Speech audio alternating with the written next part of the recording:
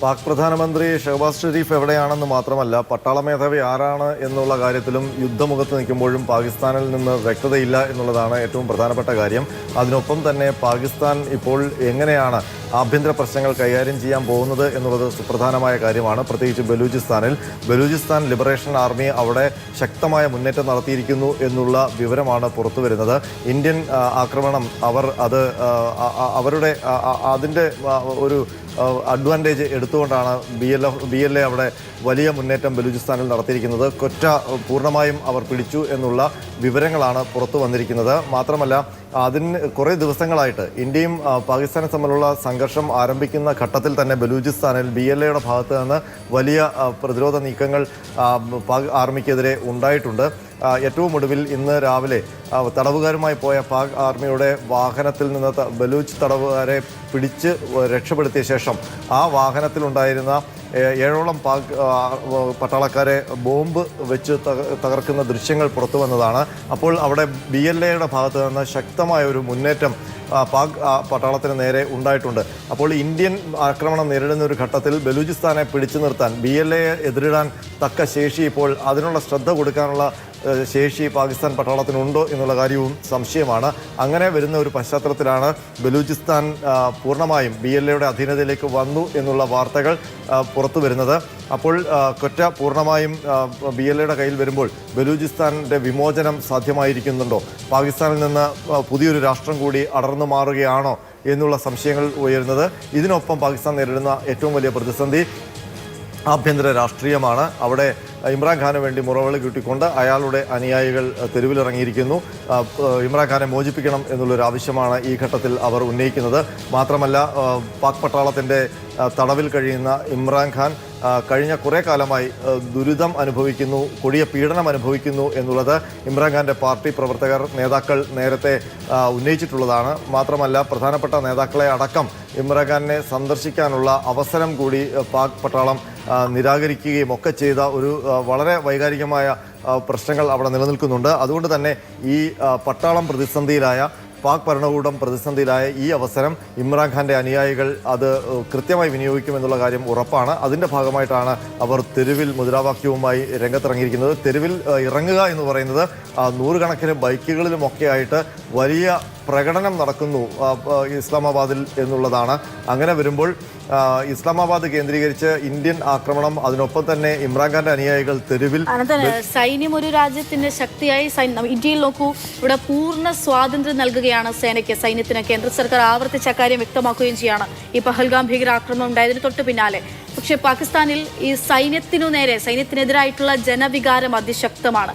പ്രത്യേകിച്ച് ജിന്നയുടെ നേതൃത്വത്തിലുള്ള, അല്ലെങ്കിൽ ജിന്ന കൽപ്പിച്ചിരുന്ന ഒരു ദ്വിരാഷ്ട്ര പ്രത്യയശാസ്ത്രമൊക്കെ ഉണ്ടായിരുന്നല്ലോ.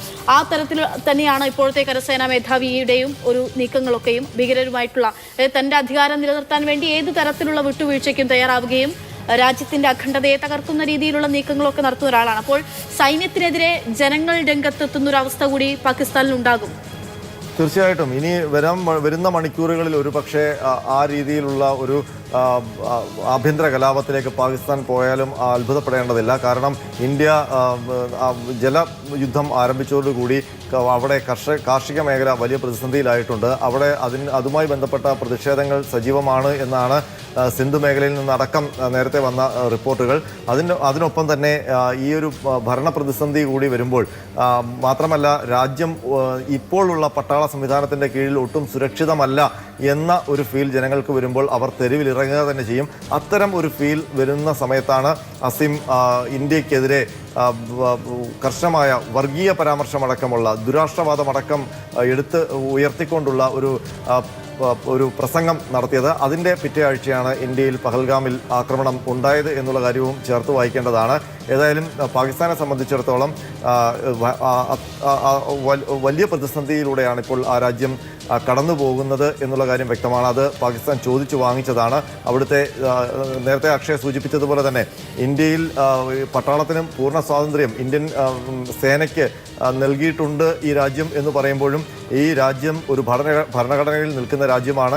ലോകത്തെ ഏറ്റവും വലിയ ജനാധിപത്യ രാഷ്ട്രമാണ്. ജനങ്ങൾ തിരഞ്ഞെടുക്കുന്ന ഭരണകൂടമാണ് ഈ രാജ്യത്തെ നയിക്കുന്നത്. ഈ ജനാധിപത്യ ഭരണകൂടത്തിനും ആ ഭരണഘടനയ്ക്കും അതീശപ്പെട്ട് നിൽക്കേണ്ട ഒരു സംവിധാനമാണ് ഇവിടെ ആർമി എന്ന് പറയുന്നത്, ഇവിടുത്തെ സൈന്യം എന്ന് പറയുന്നത്. അതല്ലാതെ പാകിസ്ഥാനിലെ പോലെ സൈന്യം പറയുന്നിടത്തല്ല ഇന്ത്യ നിൽക്കുന്നത്. അതുകൊണ്ട് ഒരു രാഷ്ട്രീയ നേതൃത്വം, ജനാധിപത്യ ഭരണകൂടം പറയുന്നിടത്താണ് ഇവിടെ സൈന്യം നിൽക്കുന്നത്. ഒരു വലിയ പ്രതിസന്ധി വന്നപ്പോൾ രാഷ്ട്രീയ നേതൃത്വം സൈന്യത്തിന് പൂർണ്ണമായ സ്വാതന്ത്ര്യം നൽകുകയാണ് ചെയ്തത്. അത് അപ്പോഴും ആ സ്വാതന്ത്ര്യം എന്ന് പറയുന്നത് പൂർണ്ണ സ്വാതന്ത്ര്യമല്ല. അതിൽ ജനാധിപത്യപരമായ ഒരു കടിഞ്ഞാൺ എപ്പോഴും ഭരണകൂടത്തിൻ്റെ കയ്യിൽ ഉണ്ട്. അതുകൊണ്ട് സൈന്യത്തിന് പൂർണ്ണമായും എല്ലാ കാര്യങ്ങളും തീരുമാനിച്ച് ചെയ്യാൻ കഴിയില്ലെങ്കിലും ഈ ഘട്ടത്തിൽ സൈനികമായ നടപടികൾക്ക് ജനാധിപത്യ ഭരണകൂടം അനുമതി നൽകിയിരിക്കുന്നു. അതിൻ്റെ പ്രത്യാഘാതമാണ് ഇപ്പോൾ പാകിസ്ഥാൻ അനുഭവിക്കുന്നത്. പക്ഷേ അവിടെ പാകിസ്ഥാനും അവിടുത്തെ പട്ടാളവും ഭരണകൂടവും തമ്മിൽ ഒരു ഏകോപനവുമില്ല. അവിടെ അതുമായി ബന്ധപ്പെട്ട ആശയ ഭിന്നതകൾ അതിനിടയിലുണ്ട്. അതുകൊണ്ടാണ് ഒരു ഏകോപനമില്ലാത്ത ഇത്രയും പഹൽഗാം പോലൊരു ഭീകരാക്രമണം ഇന്ത്യൻ പൗരന്മാർക്ക് നേരെ നടത്തിയിട്ട് ഇന്ത്യ കയ്യും കെട്ടി നോക്കി മാത്രം നിൽക്കും എന്ന് ചിന്തിക്കാനുള്ള ഒരു അത്രയും അതിനപ്പുറം ഒരു വലിയ ആക്രമണം ഇന്ത്യയിൽ നിന്ന് മാറിയ സാഹചര്യത്തിൽ ഉണ്ടാകും എന്ന് പ്രതീക്ഷിക്കാൻ പോലും പറ്റാത്ത തരത്തിലുള്ള കെൽപ്പില്ലാത്ത ഒരു സംവിധാനമായി പാകിസ്ഥാൻ മാറിയത്. ഏതായാലും ഇന്നത്തെ രാത്രി പാകിസ്ഥാനെ നിലംപരിശായ ഒരു രാത്രിയാണ്. അവരുടെ എല്ലാ പ്രതിരോധ സംവിധാനങ്ങളും സൈനിക ശക്തി ഇത്രത്തോളം ദുർബലമാണ് എന്ന് ലോകത്തിന് മുൻപിൽ വെളിപ്പെട്ട ഒരു രാത്രിയാണ്. പാകിസ്ഥാൻ നാണം കെട്ട ഒരു രാത്രിയാണ്.